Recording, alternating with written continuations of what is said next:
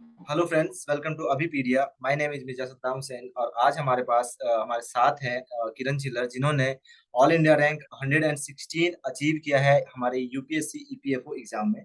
तो मैं स्वागत करता हूं किरण चिल्लर का। कैसे हो Kiran? Thank you sir for having me here. और मैं बिल्कुल ठीक हूँ, आप बताओ सर। मैं भी ठीक हूँ, बहुत अच्छा हूँ। किरण, सबसे पहले आप अपने बारे में बताइए कि आप कहाँ से बिलोंग करते हो, आपकी जो क्वालिफिकेशन है वो क्या है, आपने क्वालिफिकेशन बैकग्राउंड क्या है आपकी, आपके पेरेंट्स क्या करते हैं, अपने फैमिली बैकग्राउंड के बारे में भी बताइए। सर मैं हरियाणा से हूँ, झज्जर डिस्ट्रिक्ट है, भादुड़ के पास मेरा एक गांव पड़ता है। अगर मैं क्वालिफिकेशन की बात करूँ तो मेरी स्कूलिंग जवाहर नवोदय विद्यालय से हुई है। देन मैंने ग्रेजुएशन मास्टर्स मैथ्स में हिंदू कॉलेज दिल्ली यूनिवर्सिटी से किया है। उसके बाद सर मेरे पास कुछ वर्क एक्सपीरियंस रहा है। एंड फैमिली बैकग्राउंड बात करूं तो एक गांव की सिंपल सी फैमिली है। एजुकेशन पेनिट्रेशन ज्यादा नहीं है। मेरे फादर ड्राइवर रहे हैं, मेरी मदर इलिटरेट है। सो एक बहुत नॉर्मल हम्बल बैकग्राउंड फैमिली है। मतलब आप अपने फैमिली में पहली ऑफिसर हो? हाँ जी सर। जी जी, सबसे पहले कॉन्ग्रेचुलेशंस। ये चीज सुन के मोटिवेट, मतलब आपको आपकी स्टोरी सुन के बच्चे मोटिवेट हो जाएंगे। ये कभी भी मतलब अपने आप को छोटा नहीं समझना। देखिए आप, आपने क्या अचीव किया है। हाँ जी सर। जी बिल्कुल बिल्कुल, सबसे पहले बहुत बहुत बहुत मतलब सैल्यूट है इस बात पे। बिल्कुल। Thank you sir. तो सबसे पहले हम लोग बात करेंगे कि जैसे कि आपने बताया, आपने मैथमेटिक्स ऑनर्स के बारे में बताया आपने। हाँ जी। जी, मैथमेटिक्स ऑनर्स किया है आपने, मतलब साइंस बैकग्राउंड से हो आप, एक हाँ बेसिकली जी। अगर देखें तो उसके बाद फिर आप आर्ट्स के सब्जेक्ट्स, आप आपने यूपीएससी की भी प्रिपरेशन की थी, इसके अलावा मतलब कोई भी गवर्नमेंट एग्जाम की प्रिपरेशन किया है आपने? नहीं सर, मैं टीचिंग में इन्वॉल्व थे, क्योंकि मैंने मास्टर्स करने के बाद मैं टीचिंग सेक्टर में ही दो तीन तरह के अलग अलग काइंड ऑफ एक्सपीरियंस थे, बट एजुकेशन रिलेटेड ही थे टीचिंग से। ये मतलब आपका फर्स्ट अटेम्प्ट था यूपीएससी के अंदर? Yes sir. फर्स्ट अटेम्प्ट में ही आपने रैंक अचीव किया है? मैंने सिविल सर्विस का अटेम्प्ट जरूर दिया था एक बार, जैसे सब बच्चे देते हैं ऐसे ही मजे में। अच्छा अच्छा। बट नहीं, मेरा यूपीएससी जीएस तरफ। लेकिन इस प्रिपरेशन के बाद, क्योंकि ये जर्नी बहुत लंबी थी, 2020 से स्टार्ट हुआ था। उसके बाद डेफिनेटली मैंने ट्राई किया है। मैंने अपना स्टेट पीसीएस दिया है, जिसका प्रीलिम्स हो गया फॉर्चुनेटली मेरा भी। जी जी। तो उसके बाद से मेरी थोड़ी जर्नी इस तरफ स्टार्ट हुई सर। अच्छा। तो सबसे पहले तो आप अपने बारे में बताइए, क्या स्ट्रैटेजी अपनाई थी आपने यूपीएससी ईपीएफओ के एग्जाम के लिए? क्योंकि ये 2020 से चलता आ रहा था, 2020-21 पार हो गया, 22 में जाके इसका फाइनल रिजल्ट आया है। तो एक अगर हम लोग देखें तो मतलब एक यही बहुत बड़ा पेशेंस रखने वाली बात थी कि कब एग्जाम होगा। फॉर्म तो फिलअप कर दिया हमने, लेकिन एग्जाम ही नहीं हो रहा है। कोविड की वजह से ये जो डिले होते जा रहा था, तो उस टाइम आपने पेशेंस कैसे रखा और क्या स्ट्रैटेजी बनाई आपने? सर मैं यहाँ बताऊं तो मेरी जर्नी थोड़ा सा डिफर कर गई, क्योंकि मुझे यही नहीं पता मैंने फॉर्म भरा क्यों था। मैं जनरली, यूपीएससी एक बड़ा टैबू होता है कि हमारे जैसों से नहीं होगा। तो आई डोंट नो मैंने क्या सोच के उस टाइम पे ये फॉर्म भरा था। लेकिन जो मेरी ईपीएफओ में जर्नी स्टार्ट हुई थी, वो स्टार्ट हुई थी, इसका ये मई में पेपर होना था। जी और एक महीना पहले एडमिट कार्ड आ गए थे, वहां से मैंने स्टार्ट किया कि कोई नहीं, देखते हैं। बट मैं शायद फॉर्चुनेट रही हूँ इस केस में कि ये डिले हुआ। ये मई से अक्टूबर सितंबर में चला गया, तो मुझे वो वहां पे 5-6 महीने मिल गए। तो मेरे लिए मेरी जर्नी वहां से स्टार्ट हुई। तो रिटर्न में मेरी जर्नी थोड़ा छोटी ही रही है। अच्छा अच्छा। मेरे लिए फॉर्चुनेट कंडीशन थी वो। तो मतलब कि किस टाइप से आपने, जैसे 5-6 महीने में आपने क्या मतलब सब्जेक्ट को कैसे डील किया आपने? सर इसमें कुछ सब्जेक्ट्स ऐसे थे जो मेरा स्ट्रेंथ एरिया था। लाइक मैथ्स यहाँ से अच्छे से आता है, तो मैथ्स में मेरे को बिल्कुल भी तैयारी करने की जरूरत नहीं हुई। उसके बाद चूंकि अकाउंट्स मेरा बैकग्राउंड नहीं था, बट अकाउंट्स वैसा मेरे को मैथ्स जैसा ही लगा कि कुछ रूल्स है और उसके ऊपर चलते रहना। तो मेरे को अकाउंट्स में ज्यादा डिफिकल्टी फील नहीं हुई। फिर जो लेबर लॉज सोशल सिक्योरिटी का सेक्शन था, उसमें इंस्टीट्यूट्स ऐसे निकले जैसे अभिपीडिया की। मैटर बहुत क्रिस्प था, बहुत क्वालिटी वाला था, कि बहुत छोटे में भी नोट्स इतने अच्छे से क्लियर थे कि ज्यादा टाइम टेकिंग नहीं था। हाँ, कुछ पोर्शन थे जहां मुझे टाइम ज्यादा देना पड़ा, जैसे कि हिस्ट्री, उसके लिए स्पेक्ट्रम एक बहुत बड़ा था। एक जो मेरी वीकनेस रही है इस पेपर में, वो ये था कि मैंने करंट अफेयर नहीं पढ़ा। तो करंट अफेयर से क्वेश्चंस पूछे गए थे, वहां मेरा थोड़ा रिटर्न में परफॉर्मेंस भी ज्यादा सही नहीं रहा होगा। और साइंस से क्वेश्चन आए थे, साइंस मेरा बैकग्राउंड था, तो वो भी हैंडल हो गए। तो एक करंट अफेयर थोड़ा वीकनेस रही मेरी सर। मतलब अगर वीकनेस और आपके जो फेवर में अगर बात करें हम लोग, तो क्या क्या सेक्शन था जो आपके फेवर में था, और क्या क्या सेक्शन था जो जिसके लिए आपको ज्यादा प्रिपरेशन करनी पड़ी? सर मैथ्स इंग्लिश ये फेवर में रहा शुरू से ही। कंप्यूटर फेवर में रहा, साइंस फेवर में रहा। हालांकि साइंस ज्यादा ही टफ आई थी पेपर में बट फिर भी स्टार्टिंग से थोड़ा कॉन्फिडेंस था। अकाउंट्स लेबर लॉस बिल्कुल नए थे, लेकिन सिलेबस इतना बड़ा नहीं लगा। अकाउंट मुझे इंटरेस्टिंग लगा, मैंने पूरा 11th 12th एनसीईआरटी की तो मेरे को इंटरेस्टिंग लगा। लेबर लॉस का पोर्शन ज्यादा बड़ा नहीं था, तो उनमें तो जितने भी क्वेश्चन पेपर में आए मेरे सारे ही ठीक थे, तो वो इजी इजी रह गया। करंट अफेयर ऐसा था जो शायद टाइम मेरे पास कम था, मैं ध्यान भी नहीं दे पाई और मेरे को पेपर में भी थोड़ा प्रॉब्लम हुई उसमें। हिस्ट्री इंटरेस्टिंग थी, हिस्ट्री में मेहनत बहुत करी। इट्स लाइक मेरे लिए तो ऐसा था कि हिस्ट्री उठाओ नींद आना स्टार्ट, शायद मैं मैथ से हूँ। वहां बहुत मेहनत करी हिस्ट्री पॉलिटी में। और आपके जो टाइम टेबल की अगर हम लोग बात करें कि क्या टाइम टेबल था, अगर दिनचर्या की बात करें हम लोग, तो कितने घंटे आप पढ़ते थे, या फिर क्या किस टाइप से आपने स्ट्रैटेजी बना के रखा था कि हाँ भाई इतने घंटे पढ़ने हैं, इस सब्जेक्ट को इतने घंटे देने हैं, वीक एरियाज को इतने घंटे देने हैं, या फिर क्या किस टाइप से? सर मेरे पास भाई सेम बात है, टाइम बहुत कम, महीने बहुत कम थे तो मेरे को टाइम ज्यादा देना था। मैंने डेली 7 to 8 आवर्स दिए। मैंने पेपर्स बहुत लगाए। एक तो यहाँ पे ये भी फायदा था कि कई इनिशिएटिव्स ऐसे थे यूट्यूब पे कि क्वेश्चन आंसर्स प्रैक्टिस करा रहे थे। जैसे अभी पीडिया का एक जीएस का एक सर करा रहे थे, मेरे को बड़ा इंटरेस्टिंग लगता था वो, क्योंकि हिस्ट्री मेरे लिए थोड़ा सा प्रॉब्लमेटिक था, तो सर की वहां सीरीज चल रही थी। तो डेली यूट्यूब से भी करना, खुद से सेल्फ स्टडी करना, और कुछ सब्जेक्ट्स तो जैसे मैंने बिल्कुल हटा दिए थे कि इनको नहीं देखना, जिसमें मैथ्स था कि मैथ नहीं देखना, वो हो जाएगा वैसे ही।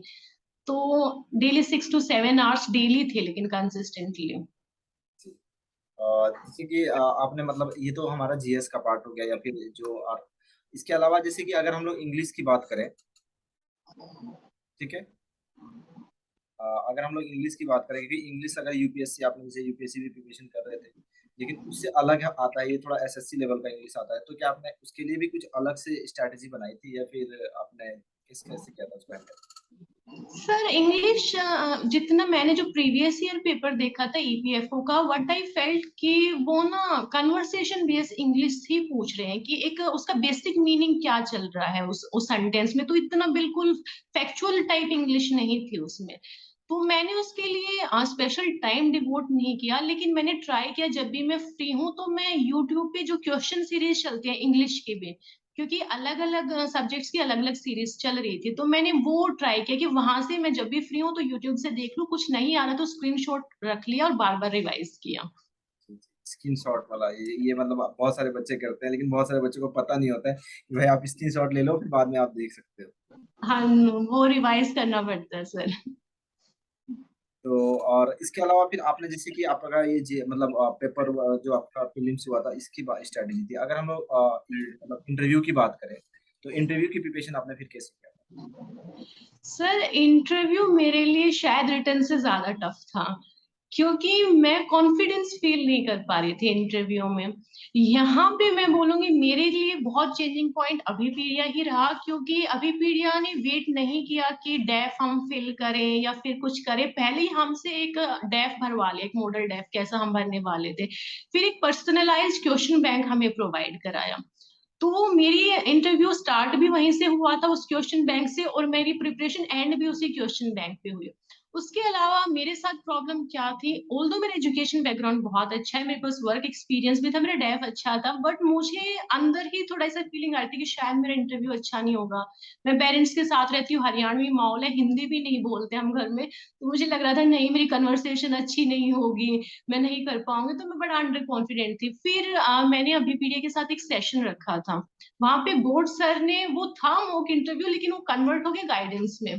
उन्होंने इतना ब्यूटीफुली मेरे डेफ को मेरे सामने रिप्रेजेंट किया कि वहां से मेरा कॉन्फिडेंस आ गया था कि नहीं होगा, मेरे पास चीजें हैं, होंगी ये चीजें। तो उन्होंने जैसे जैसे मेरे फादर ड्राइवर है, तो उन्होंने बड़ा अच्छा से ब्यूटीफुली रिप्रेजेंट किया कि एक ड्राइवर हमेशा मूव ऑन करता रहता है, रुकेगा नहीं, उसे पता है कहाँ स्टॉप करना है, कहाँ एक्सेलरेशन देना। तो उन्होंने मेरे पूरा डेफ को मेरा इतना अच्छे से रिप्रेजेंट किया कि मैं कॉन्फिडेंट हो गई थी फिर।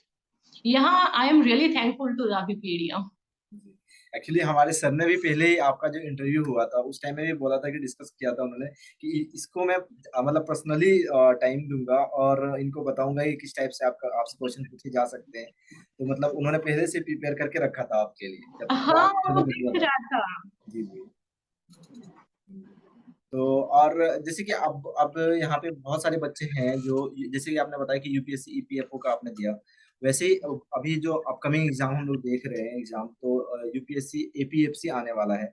तो उन बच्चों को मतलब क्या कब से प्रिपरेशन स्टार्ट कर देनी चाहिए, या फिर मतलब नोटिफिकेशन का वेट करना चाहिए, या फिर कैसे मतलब क्या आप अगर सजेशन देना चाहते हो तो क्या देना चाहोगे? अच्छा, यहाँ मैं कहूंगी कि हर एक स्टूडेंट का डिफरेंट पोटेंशियल होता है, डिफरेंट एप्टीट्यूड होता है। सबको अपना ना एक तो स्ट्रेंथ और वीकनेस पता होनी चाहिए। लाइक मेरे को पता था मैथ्स मेरा स्ट्रेंथ है, मेरे को बिल्कुल भी टाइम नहीं देना। अब जिनका मैथ्स बैकग्राउंड नहीं है, जिनको फोबिया होता है, क्योंकि मैथ्स एक टाइम टेकिंग सब्जेक्ट है, तो उन्हें बहुत पहले स्टार्ट कर देना चाहिए। तो सबसे पहले अपनी स्ट्रेंथ वीकनेस है वो आइडेंटिफाई करे, और फिर देखे कि उसका सिलेबस कितना बड़ा है और कितना टाइम टेकिंग है। और अगर मैं प्रैक्टिकली एक बात करूं तो एपीएफसी का को अभी प्रायोरिटी बेसिस शायद नहीं रखें, क्योंकि अगर हम उसको ही अभी उसका नोटिफिकेशन नहीं आया है, अगर एंटायरली उसको डिवोट करेंगे तो एक टाइम कंज्यूमिंग बहुत हो जाएगा और एंड तक आते आते वो टार्डी प्रोसेस हो जाएगी। सो आई थिंक अभी उसके साथ साथ प्रिपरेशन करके स्टार्ट स्टार्ट जरूर कर देना चाहिए, दिमाग में जरूर रखना चाहिए, बट प्लान ये शायद अभी एपीएफसी नहीं रखना चाहिए जब तक नोटिफिकेशन ना आए। मेरा पर्सनल ओपिनियन है सर। जी जी जी। नहीं ठीक है। एक्चुअली नहीं हमें जैसे पता चल रहा है ना कि बहुत जल्द आने वाला है, तो जैसे मान लीजिए एक महीने में आ जाता है, क्योंकि ये यूपीएससी ईपीएफओ था। ईपीएफओ में क्या हुआ था कि आपके पैंडेमिक आ गया, तो पैंडेमिक की वजह से हाँ, डिले होते गया एग्जाम। लेकिन जनरली अगर हम लोग देखें, यूपीएससी आपको ज्यादा टाइम नहीं देती है, 3 से 4 महीने देती है। और यूपीएससी का जो सिलेबस होता है उसको तो थोड़ा सा टाइम लगता है ये करने में। तो हाँ, 5 to 6 मंथ तो मिनिमम चाहिए। बेशक किसी का स्ट्रेंथ एरिया भी कुछ हो तो भी 5 to 6 मंथ चाहिए प्रिपरेशन के लिए। और बहुत सारे एस्पिरेंट्स हैं हमारे पास जो अभी प्रिपरेशन कर रहे हैं, तो उनके लिए अगर आप कुछ मैसेज देना चाहते हो कि क्या होना चाहिए उनके लिए, क्या कैसे लगे? हाँ, मैं ये कहूंगी कि जो भी प्रिपरेशन कर रहे हैं, आई नो प्रोसेस बहुत टफ है, बहुत हार्ड वर्क है, अप एंड डाउन आते हैं और लंबी जर्नी हो जाती है। तो सोसाइटी से भी सुनने को चीजें मिलती हैं कि पता नहीं पढ़ रहे हैं नहीं पढ़ रहे हैं, लेकिन ट्रस्ट में सिलेक्शन होने के बाद भी सोसाइटी से सुनने को मिलता है। अभी भी लाइक मैं अभी भी सुन रही हूँ कौन सा आईएएस बन गई है, और शायद कोई आईएएस भी बन जाएंगे तो कहेंगे कौन सा प्रधानमंत्री बन गए। तो वो हमेशा कमेंट्स हमेशा सोसाइटी के रहेंगे। तो बिल्कुल। सबसे पहले तो जो नॉइस है सराउंडिंग में, उस पर बिल्कुल ध्यान नहीं देना है। जहां पे भी आपको लग रहा है कि ये आपका पोटेंशियल है and you can achieve that, तो अपना 100% दो, मेहनत करो और सफलता जरूर मिलती है। जी बिल्कुल।